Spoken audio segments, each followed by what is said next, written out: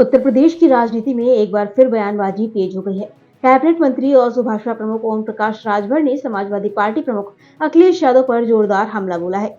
लखनऊ में press conference के दौरान राजभर ने कहा कि समाजवादी पार्टी का पीडीए सिर्फ नारे तक सीमित है। उन्होंने तंज कसते हुए कहा कि सपा में विकास सिर्फ परिवार का होता है। वहीं राजभर ने अखिलेश यादव के बंगाल दौरे पर भी चुटकी ली।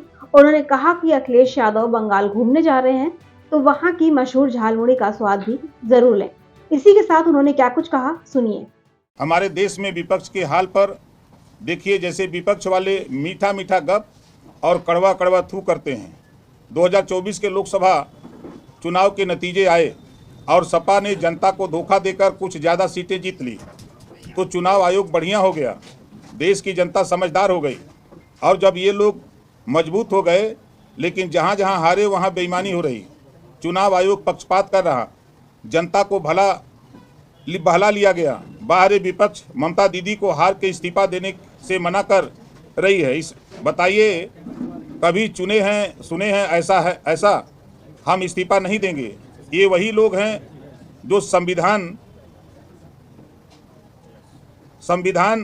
करके लोकसभा में धोखा दे रहे थे, संविधान की दुहाई दे रहे थे और जनता को धोखा दे रहे थे। आज इनके लिए संविधान कहाँ है? किस संविधान में लिखा है कि हार जाओ तो इस्तीफा मत दो? यही नहीं, ममता दीदी के भाई अखिलेश यादव जी तो और गजब हैं, जा रहे हैं बंगाल। ममता दीदी को कहने की दीदी इस्तीफा मत देना, हम तो कहेंगे कि अखिलेश जी जा ही रहे हैं तो थोड़ी सी झालमुड़ी खाकर आइएगा। दीदी झालमुड़ी बहुत बढ़िया बनाती हैं। अखिलेश जी अगले साल यूपी में लड़ाई लड़ने वाले हैं, नाम ले रहे हैं पीडीए का।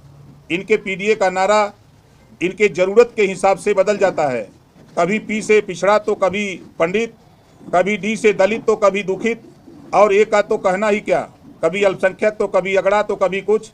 इनके पिताजी वाला नारा ठीक था, माई वाला, वही माई जिसमें मुस्लिम और यादव थे।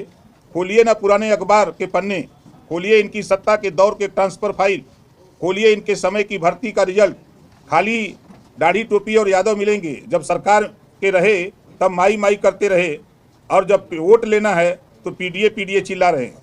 समझ नहीं आता ये कब तक धोखा देंगे। इनको कभी नाई प्रजापति, गुण भर, राजभर, निषाद, कुर्मी, धोबी आज नहीं दिखाई दिए।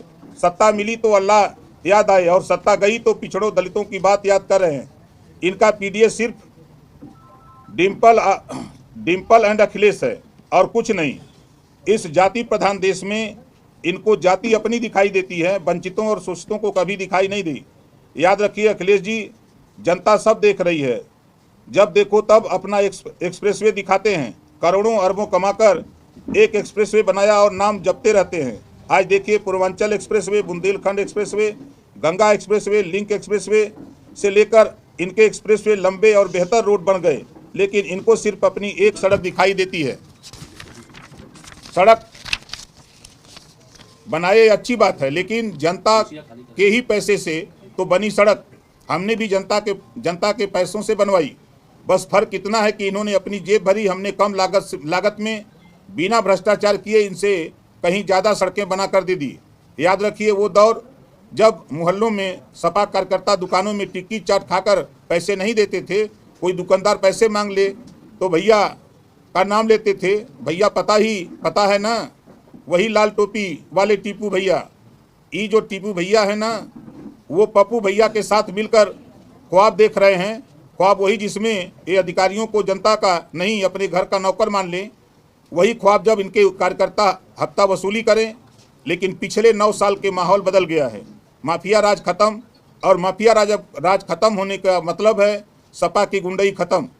हम आज ये संदेश देने आए हैं कि महाराजा सुहेल देव जी के आशीर्वाद से हमारा कुनबा बढ़ रहा है। आज हमारी पार्टी में सैकड़ों लोगों शामिल होने की घोषणा कर रहे हैं। अभी ये शुरुआत है, आगे आगे देखिए ये कुनबा कैसे बढ़ता जाता है। ये ज्वाइनिंग सुभाषपा और एनडीए की ताकत को बता रहा है। अब बारी भैया की है। ममता बनर्जी का हाल देखकर सपाई अब सोचने लगे हैं कि कैसे बीजेपी और सुभाषपा में शामिल हो जाएं। हम तो कहेंगे उन सपाइयों से जो वसूलीबाज नहीं हैं, वो आएँ हमारे साथ। सेवा का मौका एनडीए में मिलता है, आएंगे सेवा कीजिए। बाकी वसूलीबाज तो ताक लगाए बैठे हैं कि कब सरकार आए और कब वसूली शुरू करें। वसूलीबाजों नींद से जागो, कम से कम 20 साल वसूली का मौका मिलेगा नहीं और 20 साल से पार्टी बचेगी नहीं। वैसे भी अखिलेश जी कह रहे हैं कि उनके पास फंड की कमी है। ये कमी बढ़ती ही जाएगी क्योंकि सरकार में तो आना नहीं है टीपू भैया को। हम आखिरी में प्रधानमंत्री नरेंद्र मोदी जी, गृह मंत्री अमित शाह जी और पूरे एनडीए को बधाई देते हैं बंगाल में कमल खिलाने के लिए।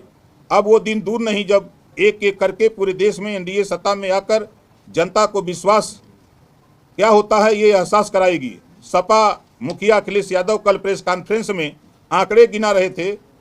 अरे हम पूछना चाहते हैं कि जिस सीट पर जीत गए वहाँ के आंकड़े कभी क्यों नहीं गिनाते? जहाँ हारे वहीं गड़बड़ी, जहाँ जीते वहाँ चुनाव निष्पक्ष। ये संविधान बचाने की बात करते हैं। इनकी चहेती ममता बनर्जी हराकर इस्तीफा देने से मना कर रही हैं और ये लोग लोकतंत्र और संविधान की बात कर रहे हैं। आज बाबा साहब स्वर्ग लोक से देख रहे हैं, सोच रहे होंगे कि कैसे कैसे नेता इस देश में पैदा हो गए हैं जो संविधान जैसी पवित्र किताब पर भी राजनीति कर रहे हैं।